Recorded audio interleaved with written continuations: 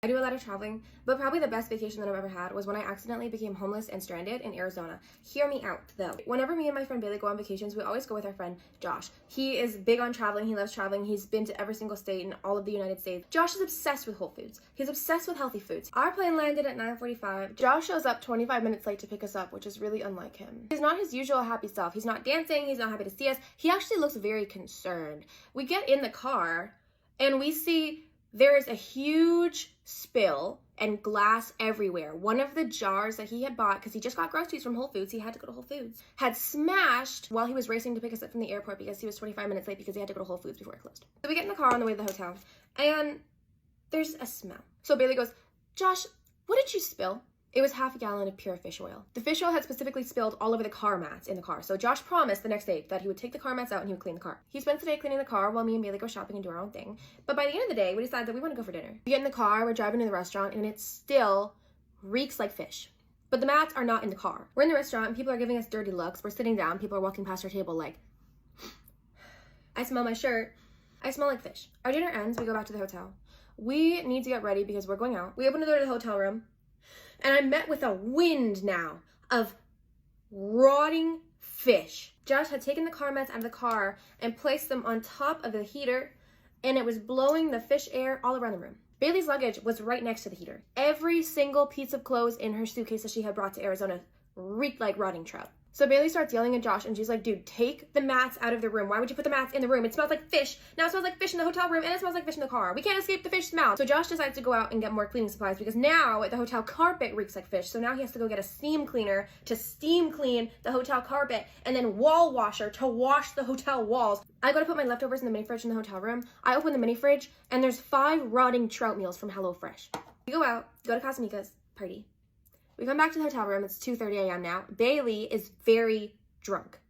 So she opens the door to the hotel room. Josh is passed out sleeping. He's wearing a sleeping mask and he's covered in blankets. The fish mats were still on top of the heater, but now the heater was turned on to full blast and it was rotating around the room. She starts screaming. She screams, "Josh!" And he jumps out of bed and he's so scared. "I told you to take the car mats out of the room." And there's this whole thing, like she's screaming, she's yelling at him, and he doesn't say anything. He just gets up and he grabs the car mats, he grabs his stuff, and he just leaves the hotel room. The next morning, Josh is still gone. So I'm freaking out and I'm spam texting him, asking him where he is, if he's okay. And Josh ghosts us for 3 days. Okay, well, at the very least, we have a hotel room here. Like, we have somewhere to stay. So we're not totally screwed. We decide to call the front desk and ask to switch rooms. As we're switching rooms, the door to our hotel room is left open. So I take the rotting trout meals out of the mini fridge and I put them in a garbage can, to which the maid picks up the garbage bag and she puts it in her garbage cart. And the cart is left in the hallway. The smell was so strong that now the entire lobby reeked like fish. We're realizing now that it's not just us. The smell of the fish had been seeping through the walls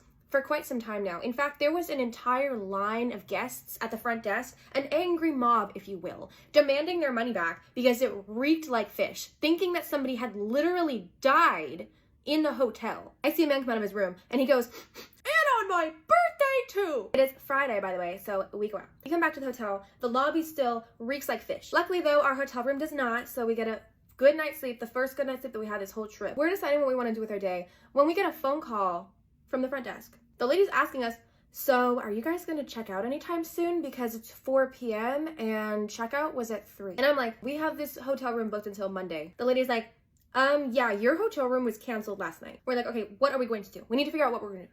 Let's get another hotel." There were no hotels available in the entire city of Phoenix. We had picked the weekend of something called the WM Phoenix Opening, which is like some kind of world championship golf tournament where the whole wide world apparently goes to Phoenix, Arizona. The only hotel that was available was in Glendale. And the top 2 keywords in the Google Map review page were cockroaches and bed bugs. So we're calling all of our friends there. Me and Bailey are now laughing because we're at the point of delusion. We're on FaceTime with one of our friends. He's being so unhelpful, by the way. He's like, "What are you guys gonna do?" We're like, "Well, we're thinking either the airport bench or we might get a car."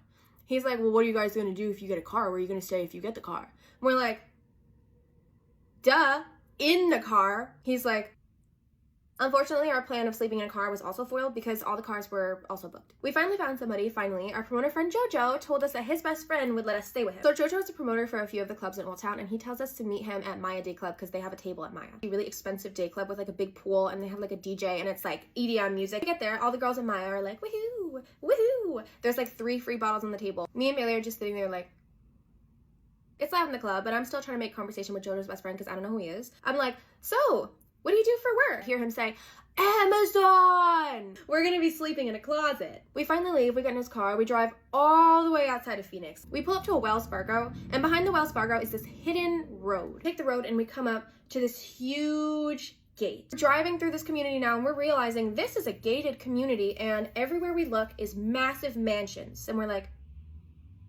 we pull up to his house, and it's a big, beautiful 5-bedroom house. It's got a pool. It's got a cabana. Every single one of the bedrooms was decorated beautifully, just like an Airbnb, because he said that he had got it professionally decorated when he bought it. So I was like, I'm sorry, what did you say you did for work again? I'm the Global Supplier Relations Manager at Amazon Corporate. Oh, that makes more sense. He was like, yeah, this house is so nice, right? It's a shame it sits empty most of the year because I'm always traveling anyway. Would you guys ever want a house sit? You guys are welcome anytime you want. This house is way too big for one person. So somehow we just inherited a mansion. The rest of the weekend goes by. We're living large. We're living it up.